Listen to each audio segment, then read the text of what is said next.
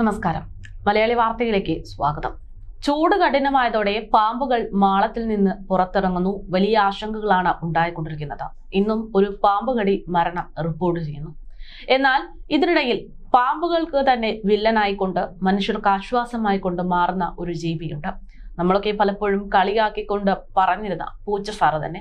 പാമ്പ് കടിയേറ്റ് കിളിമാനൂരിൽ വീട്ടമ്മ മരിച്ചതും തൃശൂർ കോടാലിയിൽ 8 വയസ്സുകാരൻ മരിച്ചതും ദിവസങ്ങൾക്ക് മുമ്പാണ്.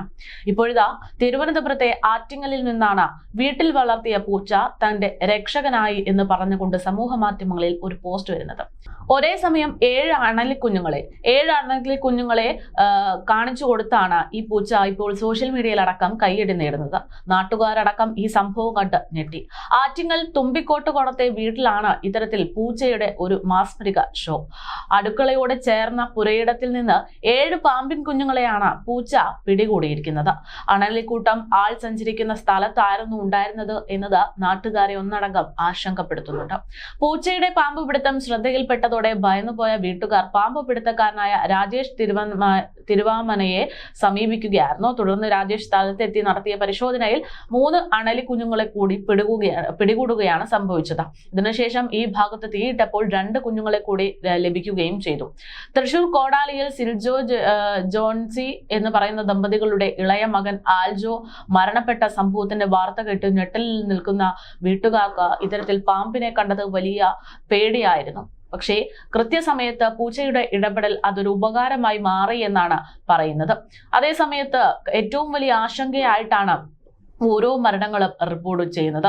അനോദ് സ്വകാര്യ ആശുപത്രിയിൽ ചികിത്സയിൽ തുടർന്നതും തന്റെ സഹോദരൻ ആൽജോ മരണപ്പെട്ടതുമൊക്കെ കേരളത്തെ ഒട്ടനവധി വേദനിപ്പിച്ച ഒരു സംഭവം തന്നെയാണ്. കുട്ടികളുടെ മുറിയിൽ നിന്നാണ് ആ വീട്ടിൽ പാമ്പിനെ കണ്ടെത്തിയത്. പാമ്പിനെ ലഭിച്ചത് കിടക്കയിലെ തലയണക്കിടയിൽ നിന്ന് എന്ന് പറയുമ്പോൾ വലിയ ആശങ്കയായിരുന്നു. എവിടെ നിന്ന് ആ പാമ്പ് വന്നു എന്നുള്ളതായിരുന്നു ചോദ്യം. ഭക്ഷ്യവിഷബാധയേറ്റ് എന്നായിരുന്നു ആദ്യം മാതാപിതാക്കൾ കരുതിയത്. എന്നാൽ പുലർച്ചെയോടെ മകൻ അബോധാവസ്ഥയിൽ എത്തുകയും അത് അമ്മ മനസ്സിലാക്കുകയും ചെയ്യുന്നു. ചികിത്സയ്ക്ക് എത്തിക്കുകയായിരുന്നു.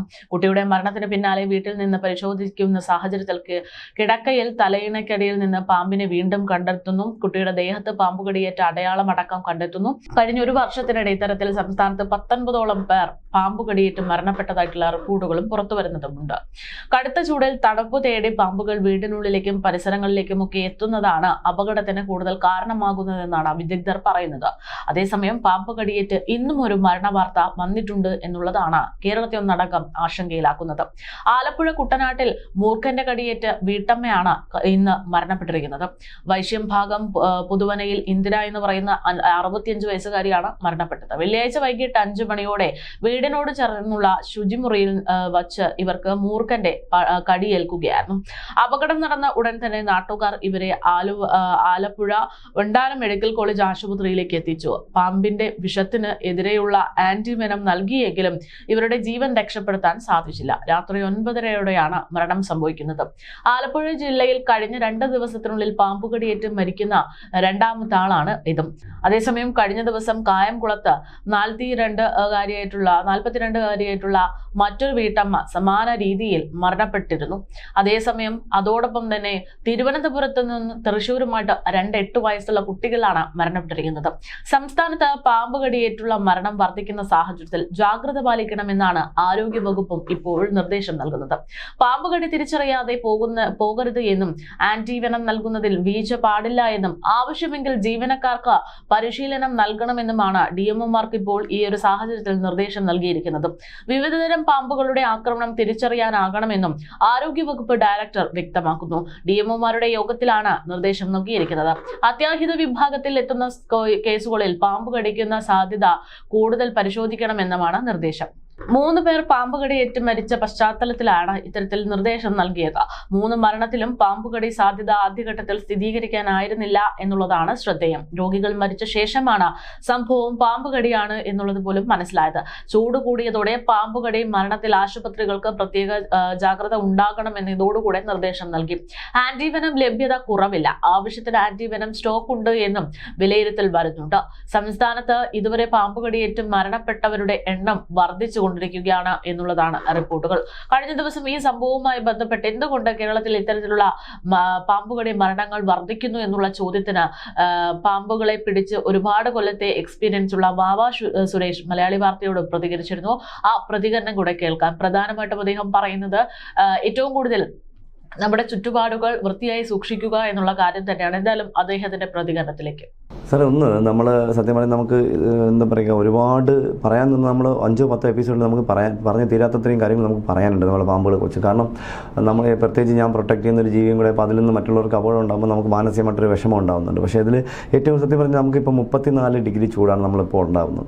നമുക്ക് 36, 35 ഒക്കെ വന്ന കാലഘട്ടം ഉണ്ടായിട്ടുണ്ട്. ഇതിനേക്കാളും ചൂട് അനുഭവിച്ച കാലങ്ങൾ ഉണ്ടായിട്ടുണ്ട്. അന്നൊന്നും നമുക്ക് ഇത്രയും പാമ്പ് കടി ഇല്ലായിരുന്നു. പക്ഷേ ഇപ്പോൾ കുറച്ച് പാമ്പിൻ്റെ എണ്ണം കൂടിയിട്ടുണ്ട്. കാരണം എന്ന് വെച്ചാൽ നമുക്കിപ്പോൾ സാറിനറിയാം, തിരുവനന്തപുരം സിറ്റിക്കകത്ത് സാറിൻ്റെ ഓർമ്മയിൽ എൻ്റെ ഓർമ്മയിൽ ഞാൻ 39 വർഷത്തെ സർവീസ് ഉണ്ട്. എനിക്ക് വലിയ മുറുക്കൻ പാമ്പുകളെ കിട്ടിയിട്ടില്ല തിരുവനന്തപുരം സിറ്റിക്കകത്ത്. പക്ഷേ ഇപ്പോൾ ധാരാളം കിട്ടുന്നു. എവിടെ നിന്ന് വരുന്നു, എങ്ങനെ വരുന്നു എന്നൊന്നും ഒരു പഠനങ്ങളോ അറിവുകളോ ഒന്നും ഉണ്ടാവുന്നില്ല. അപ്പോൾ ഇപ്പോൾ എനിക്ക് തോന്നുന്നത് നമ്മുടെ പരിസരം വൃത്തിയില്ലായ്ക ഒരു അനിവാര്യ ഘടകമാണ്. വീടുകളിലല്ല, വീടിൻ്റെ അടുത്തുള്ള പറമ്പുകളിൽ. ഇപ്പം ഞാനിപ്പോൾ ഏകദേശം എനിക്ക് 2 ലക്ഷത്തിലേറെ വീടുകളിൽ ഞാൻ സഞ്ചരിച്ചു പാമ്പിനെ പിടിക്കാൻ. കുറഞ്ഞാണ്, ഏകദേശം 60,000 കളക്ഷൻ ഉണ്ട്. 60,000 കളക്ഷൻ ഉണ്ടായിരുന്നതിലാണ് ഈ 2 ലക്ഷത്തോളം വീടുകളിൽ സഞ്ചരിച്ചത്. അപ്പോൾ പല സ്ഥലത്തും കാണാൻ പറ്റുന്നത് 60,000-ഓളം പാമ്പുകളെ 50,000-ന് മേളിൽ 60,000-ന് ഇടയ്ക്ക് വരണം സാർ. 1,500 പേര് പൈത്തൻ ഉൾപ്പെടെ, കിങ്കോബ്ര 238 ഉൾപ്പെടെ എല്ലാം കൂടെ ഏകദേശമുള്ള കണക്കുകൾ എൻ്റെ ഉണ്ട്. ഞാൻ ലിസ്റ്റുകൾ അവിടെ കൊണ്ട് എഴുതി വാങ്ങാറുണ്ട്. അപ്പോൾ ഒരു 15 വർഷത്തെ കണക്കുകൾ എൻ്റെ ഉള്ളൂ, ബാക്കി മുന്നോട്ടുള്ള കണക്കുകളില്ല. അപ്പോൾ അന്നൊക്കെ ഫുൾ ടൈം യാത്രയാണ്, ഒരു ദിവസം 10-15. അന്നൊക്കെ പാമ്പ് കൊടുത്തക്കാരില്ലല്ലോ, ഞാൻ മാത്രമേ ഉള്ളൂ ഫുള്ള് യാത്ര ചെയ്യാനായിട്ട്. അപ്പോൾ ഞാൻ പഠിക്കുന്നതിനൊക്കെ സുരക്ഷിതമായിട്ട് ഏതെങ്കിലും വന സ്ഥലങ്ങളിൽ കൊണ്ടുപോയി അവരുടെ പെർമിഷനോട് കൊണ്ട് കാട്ടി വിടുമായിരുന്നു. പിന്നെ അടുത്തൊരു കുറച്ച് കാലങ്ങൾക്ക് മുന്നേ ഞാൻ ഒറ്റയ്ക്ക് യാത്ര ചെയ്യുന്നത്, പെർമിഷൻ വാങ്ങാതെ ഉൾക്കാട്ടിൽ കൊണ്ട് തുറന്നു വിടുന്നത്. ഇപ്പോൾ കാണാൻ കഴിയുന്നത് പല സ്ഥലത്തും പല ആൾക്കാരും പരാതി പറഞ്ഞിട്ടുണ്ട് എൻ്റെ അടുത്ത്. സുരേഷ് ഇന്നടത്തുകൊണ്ട് പിടിച്ച് പാമ്പിനെ കൊണ്ട് തുറന്നു വിടുന്നത്, ഇന്ന ആളുകൊണ്ട് തുറന്നു വിടുന്നത് കണ്ടിട്ടുണ്ട്, ഇന്ന ആളുകൊണ്ട് തുറന്നു വിടുന്നത് കണ്ടു, അങ്ങനെ പലക്കെ പരാതി വന്നിട്ടുണ്ട്. അപ്പോൾ പിടിക്കുന്നത് വനംവകുപ്പ് പിടിക്കുന്നത് കാട്ടിക്കൊണ്ട് വിടുന്നു, ഓക്കെ, നമ്മൾ വിശ്വസിക്കുന്നു, കുഴപ്പമൊന്നുമില്ല. പക്ഷേ അതിനിടയ്ക്ക് കുറേ ആൾക്കാരുണ്ട്. ഇത് എവിടെയാണ് ഡിസ്പോസ് ചെയ്യുന്നത് ഒരു കറക്റ്റ് കണക്കുകളില്ല. ഇപ്പോൾ റിലീസിങ് പോളിസി എന്നൊരു പോളിസി ഉണ്ടായിരുന്നു. അത് ഇന്ത്യയിലും മഹാരാഷ്ട്രയിലും മാത്രമേ ഉള്ളൂ, വേറെ ഒരു സംസ്ഥാനം പിടിക്കുന്ന പോളിസി കിട്ടിയിട്ട് കാര്യമില്ല. ഇപ്പോൾ ഞാൻ ഇടയ്ക്ക് ഒരു വീഡിയോ ശ്രദ്ധിച്ച ഒരു പാമ്പിനെ തന്നെ ഒരാൾ ഒരു ചെടീനെ മുട്ടി വെച്ച് ഫോട്ടോ എടുത്തിരിക്കുന്നു. അതേ സ്ഥാനം തന്നെ തൊട്ടിപ്പുറത്ത് വേറൊരു ചെടീനെ മുട്ടി വെച്ച് തുറന്ന് കാടെന്ന് പറഞ്ഞാണ് കൊണ്ടുവച്ചിരിക്കുന്നത്. പക്ഷേ ഏതോ പറമ്പാണെന്ന് നമുക്ക് കാണുമ്പോൾ തന്നെ അറിയാൻ പറ്റും. പാമ്പിൻ്റെ എണ്ണം വർദ്ധിച്ചിട്ടുണ്ട്. അത് എങ്ങനെ വർദ്ധിച്ചു എന്നുള്ളത് നമ്മൾ പഠിക്കേണ്ട ഒരു പാഠമാണ്. പിന്നെ ഇപ്പോൾ ചൂട് കൂടിയോണ്ട് മാത്രമാണ് പാമ്പ് വരുന്നതെന്ന് പറഞ്ഞാൽ എനിക്കതിനോട് യോജിപ്പില്ല. കാരണം വെച്ചാൽ ഇപ്പോൾ നമുക്ക് എന്താ പറയുക, നമ്മൾ വെള്ളം കുടിക്കുന്നത് ചൂടാണ്, തണുപ്പ് നമുക്ക് മാറി നിൽക്കേണ്ട കാലഘട്ടമുണ്ട്, ശരിയാണ്. പക്ഷേ ഇവിടെ നമുക്ക് പണ്ടൊക്കെ ആണെങ്കിൽ നമ്മുടെ വീട്ടിൽ ഒരു ഏക്കർ പറമ്പുണ്ടെങ്കിൽ ആ ഒരു കാരണവരുണ്ടാവും. അദ്ദേഹം എല്ലായിടും വൃത്തിയാക്കിയിടും. എല്ലാ വർഷവും എല്ലാ പറമ്പും വൃത്തിയാക്കിയിടും. അപ്പോൾ കുറേയൊക്കെ വൃത്തിയാക്കുന്ന സമയത്ത് കുറേ പാമ്പുകൾ തല്ലിക്കൊല്ലും. അപ്പോൾ കുറേ എണ്ണത്തിൻ്റെ എണ്ണം അങ്ങനെ കുറയുന്നു. പിന്നെ പറമ്പുകൾ കിളയ്ക്കുന്ന സമയത്ത്, അടയ്ക്കുന്ന സമയത്ത് ഈ മാളത്തിരിക്കുന്ന കുറേ സ്ഥലം മാളത്തിനകത്തിരുന്ന് കുറേ മരണപ്പെടും. ഇപ്പോൾ നമ്മൾ പറമ്പ് വൃത്തിയാക്കുന്നില്ല. ഇപ്പോൾ ഒരു 50 സെൻറ്റ് പറമ്പുണ്ടെങ്കിൽ ആ വീട്ടിൽ 2 മുത്തശ്ശന്മാരും മുത്തശ്ശികളും മാത്രമല്ല, മക്കളെല്ലാം വിദേശത്താണ്. അപ്പോൾ ഈ പറമ്പിനകത്ത് മുഴുവനും ഓല വീണ് കിടക്കുന്നു, ചപ്പ് വീണ് കിടക്കുന്നു, അതെല്ലാം പൊടിഞ്ഞ് അവിടെ കിടക്കുകയാണ്. അപ്പോൾ ഒരു പാമ്പ്, മുറുക്കൻ പാമ്പ് മുട്ടയിട്ടപ്പോൾ 14, 15, 20, 30, 40 കുഞ്ഞുങ്ങളുണ്ടാവും. അപ്പോൾ ഇവയ്ക്ക് സാധാരണ പറമ്പ് വൃത്തിയായി കിടക്കുമ്പോൾ രാത്രി കാലങ്ങളിൽ മൂങ്ങ വന്ന് കുറേ പറക്കിക്കൊണ്ട് പോകും. അങ്ങനെ കുറേ കൺട്രോൾ ചെയ്യാൻ പറ്റും. പകലാണെങ്കിൽ ഉക്കൻ, ചെമ്പോത്ത് എന്നുള്ള സാധനം വന്ന് കുറേ നുള്ളി പറക്കൊണ്ട് പോകും. പിന്നെ കുറേ വന്ന് നമ്മുടെ പുള്ളെന്നുള്ള സാധനം കൊണ്ടുപോകും. പക്ഷേ ഇപ്പോൾ ഇവർ പറന്ന് വരുമ്പോഴേ ഇവരങ്ങ് ഒളിക്കുകയാണ്. ഇവർക്ക് ഒളിക്കാനുള്ള സാഹചര്യം ഉണ്ടാകുന്നുണ്ട്. അപ്പോൾ ഇവർക്ക് വളരാനുള്ള സാഹചര്യം ഉണ്ടാകുന്നുണ്ട്. അപ്പോൾ നമുക്ക് കുഞ്ഞുങ്ങൾ നശിച്ചാലേ വലുതാവാതിരിക്കുകയുള്ളൂ. അപ്പോൾ ഇവർ പരസ്പരം തിന്നുന്നൊരു ജീവികൾ. ഇപ്പോൾ നമുക്കറിയാം നവംബർ, ഡിസംബർ, ജനുവരി പാമ്പുകളുടെ എണ്ണചേരൽ സമയമാണ്. മൂർഖനും അണലി അണചേരുന്ന സമയമാണ്. അത് കഴിഞ്ഞു. ഇപ്പോൾ മൂർഖൻ്റെ മുട്ട വിരിഞ്ഞു തുടങ്ങി, അണലി പ്രസവിച്ചു തുടങ്ങി. ഇപ്പോൾ നമ്മൾ ചെയ്യേണ്ടത് എന്താണ്? നമ്മുടെ ചെടിയെ സ്നേഹിക്കുന്ന എൻ്റെ അമ്മമാരോട് എനിക്കൊരു അഭ്യർത്ഥനയാണുള്ളത്. കാരണം വേറൊന്നുമല്ല, ഇതിന് ഇരിക്കാനുള്ള സാഹചര്യം ഉണ്ടാകും. ചെടിച്ചട്ടികൾ അടുക്കി വെക്കുന്നു. അപ്പോൾ ഇവർക്ക് വന്നാൽ ഇതിനകത്ത് ഒളിച്ചിരിക്കാൻ പറ്റുന്നുണ്ട്, അവിടെ വസിക്കാൻ പറ്റും, തണുപ്പുണ്ടാവുന്നുണ്ട്, ഈ ചെടികളെല്ലാം പടർന്ന് കിടക്കുന്നുണ്ട്, ഇതിനകത്ത് ഇരിക്കാൻ പറ്റുന്നുണ്ട്.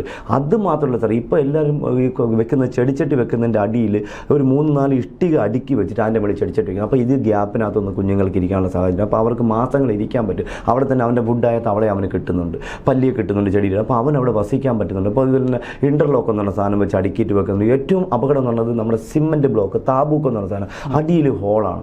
ഇന്നലെ ഞാൻ ഒരു പാമ്പിനെ പിടിക്കാൻ ഒരു വീട്ടിൽ ഇപ്പോൾ ചെടിച്ചട്ടി എടുത്ത് മാറ്റിയപ്പോൾ അതിനകത്ത് ആ ഹോളിനകത്ത് 3 വലിയ തവള ഇരിക്കുന്നു. അപ്പോൾ ഇവന് നമ്മൾ ബിരിയാണി വീട്ടിൽ വെച്ചിട്ട് വെളിയിൽ നിന്ന് പാമ്പിനെ വിളിക്കും പോലെയാണ് ഈ ഫുഡ് വെച്ചിട്ട് വിളിക്കുന്നത്. അപ്പോൾ ഇങ്ങനെയൊക്കെ വരാം. ഇതൊക്കെ നമ്മൾ നിർബന്ധമായിട്ട് ഒഴിവാക്കണം. പിന്നെ നമ്മളിപ്പോൾ ഈ വേനൽക്കാലത്ത് നമ്മൾ ഈ ആൾക്കാർ താമര സ്നേഹിക്കുന്നുണ്ടെന്ന് പറയുന്നില്ല. ചെറിയ ബക്കറ്റിലും ബേസിലും വാങ്ങിച്ച് മുറ്റത്ത് വെക്കുന്നത്, അതിൽ വെള്ളത്തിലാണ് വെക്കുന്നത്. പാമ്പിന് വെള്ളം അനിവാര്യമാണ്. അപ്പോൾ ചൂട് വിടുമ്പോൾ അവൻ അടുത്ത പറമ്പിൽ ജീവിക്കുന്ന സ്ഥലം ഇവിടെ വെള്ളം കുടിക്കാൻ പറ്റും. ഒരു പ്രാവശ്യം വെള്ളം കിട്ടിയിട്ട് അടുത്ത കറക്റ്റ് ആ സ്ഥലത്ത് തന്നെ അവനെത്തും. അതിനുള്ള ഓർമ്മയൊക്കെ അവനുണ്ട്. അത് സെൻസ് ചെയ്യാനുള്ള കഴിവ് അവൻ്റെ നാക്കുകൾക്കുണ്ട്. അത് നിർബന്ധമായിട്ട് താമരയും ആമ്പലൊക്കെ ഇപ്പോൾ വെക്കുന്നത് ടെറസിൻ്റെ മേളിലേക്ക് ആക്കണം കുറച്ച് കാലത്തേക്ക്. അത് ഈ കുഴി വെട്ടിയിട്ട് കുഴിക്കകത്ത് മീൻ വളർത്തുന്നവരുണ്ട്.